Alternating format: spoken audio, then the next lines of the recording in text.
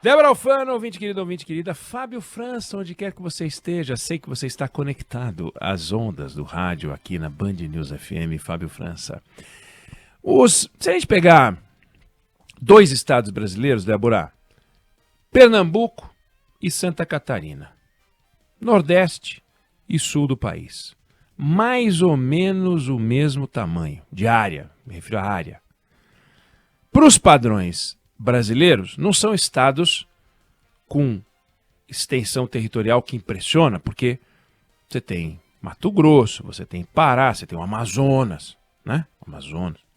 Mas se você for para a Europa, você vai ver que Pernambuco e Santa Catarina são territórios de respeito em área, porque eles são maiores do que 32 dos 50 países europeus, quer dizer, é bastante, né? Santa Catarina e Pernambuco têm uma economia muito diversificada. Nenhum dos dois é conhecido por ter uma riqueza mineral muito importante. Tem carvão mineral em Santa Catarina. Em Pernambuco estão estudando a ocorrência de tório e outros elementos. Enfim, tem ali alguma riqueza mineral, mas não há nada que coloque a mineração como destaque, nem num estado, nem no outro. Agora, vamos imaginar, por hipótese, que Santa Catarina ou Pernambuco tivessem um subsolo riquíssimo. Riquíssimo. Subsolo mineral riquíssimo. E vamos imaginar que em vez de Santa Catarina ter pouco mais de 7 milhões de habitantes, que em vez de Pernambuco ter um pouco mais de 9 milhões de habitantes, um dos dois estados tivesse só 30 mil habitantes. 30 mil. Numa área onde vivem 7 milhões, 9 milhões, 30 mil. E vivendo separadinhos, em vilas, pequenas comunidades, e em vez de ter indústria, em vez de ter uma agricultura importante, em vez de ter uma área de serviço, nada disso. Pesca, caça e agricultura de subsistência. Com detalhe, nada de polícia, nada, não, sem proteção nenhuma. Um estado do tamanho de Santa Catarina, um estado do tamanho de Pernambuco, 30 mil pessoas lá dentro só.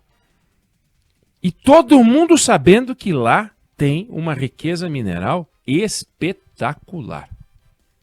Qual é a chance de Pernambuco ou de Santa Catarina não serem atacadas por garimpeiros?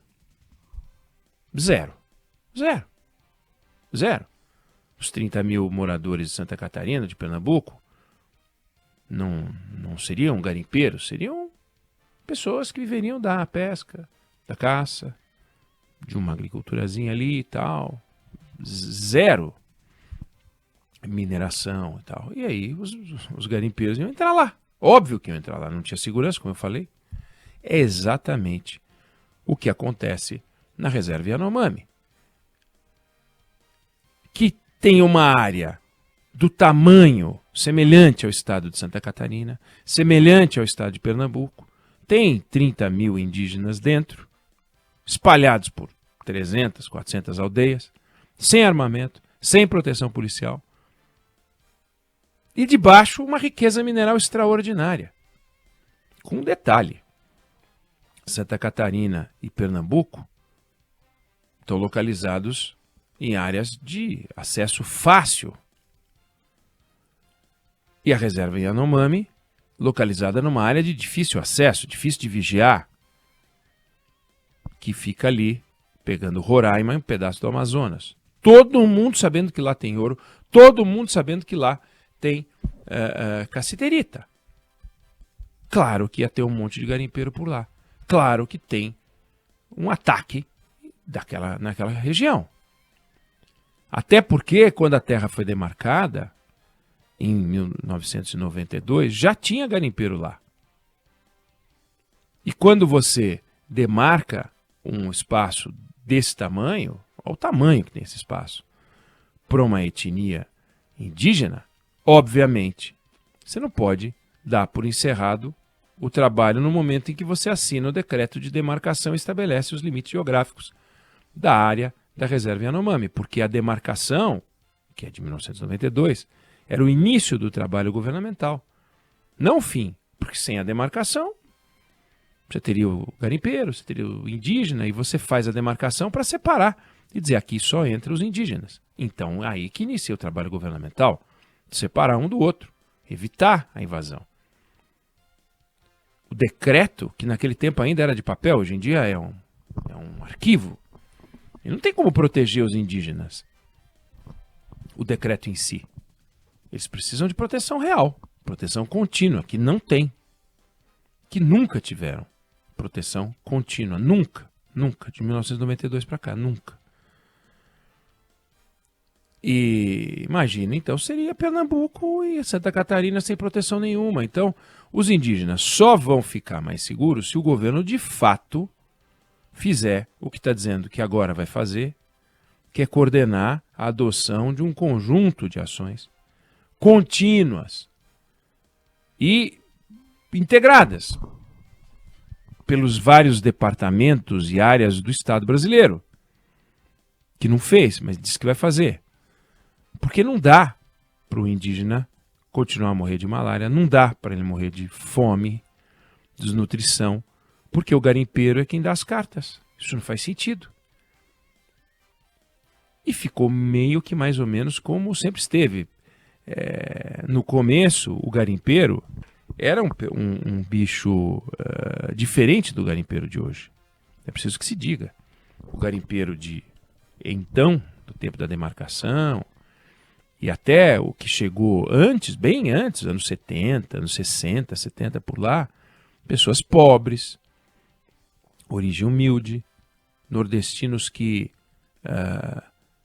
não tinham muita alternativa e iam para lá, bateia na mão e vamos pegar um ouro ali para ver o que dá. Era uma coisa descoordenada e virou uma atividade coordenada por crime organizado. Do segundo mandato da Dilma para cá, ele ganhou um perfil diferente. Então, se em algum momento os garimpeiros eram pessoas que poderiam ser apresentadas como pobres, que ainda são, muitos deles, né? Pobres, de boa renda, com o trabalho do garimpo, mas pobres, jornadas de 12 horas, ou mais do que isso, crianças, mulheres, todo mundo trabalhando, não tem nenhuma regra, nada, mas por cima deles hoje o crime organizado, que passou a agir muito forte na região amazônica, a força das facções.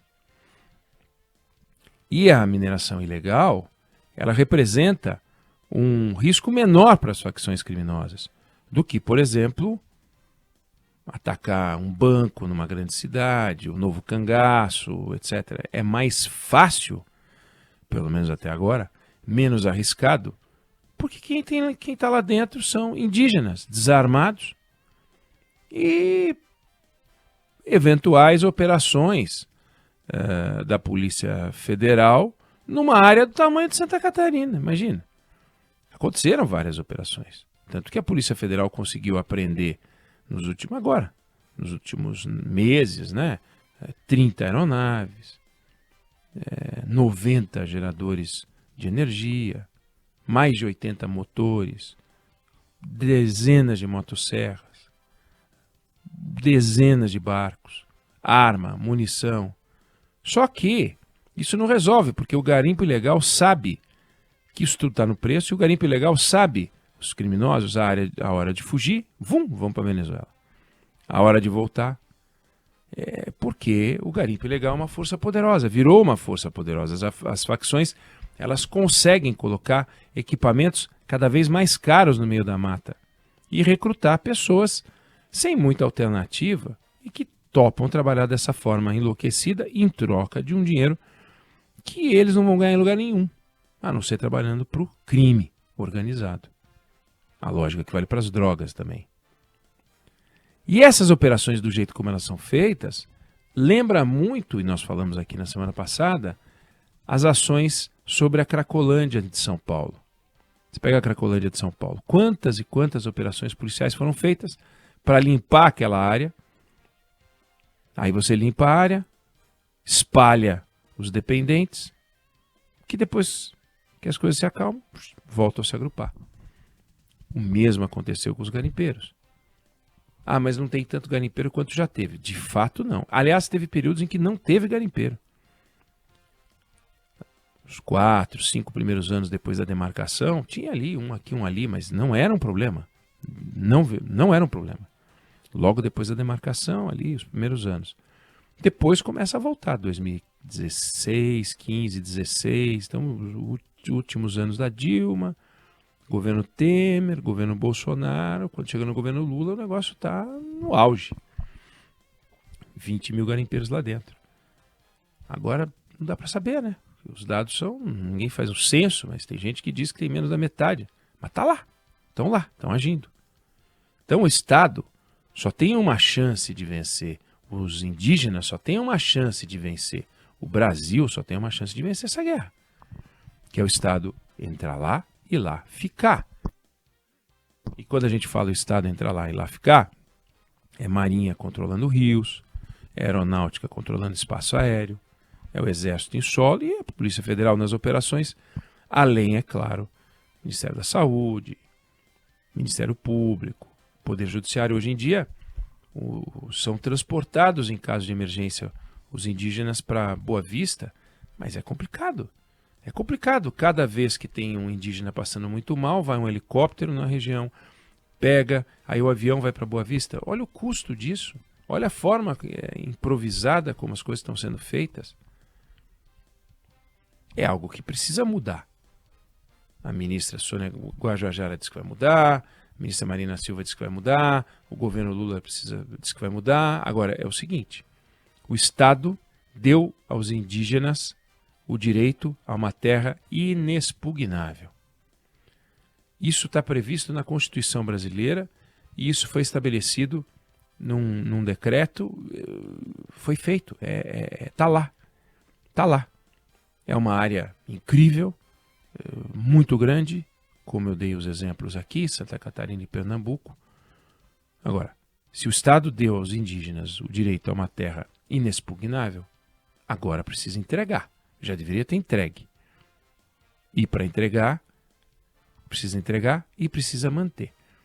É a única alternativa que o Estado tem para cumprir a sua missão, sem dúvida nenhuma. Eu não sei se você concorda ou se você discorda, mas essa é a opinião que eu tenho sobre o assunto.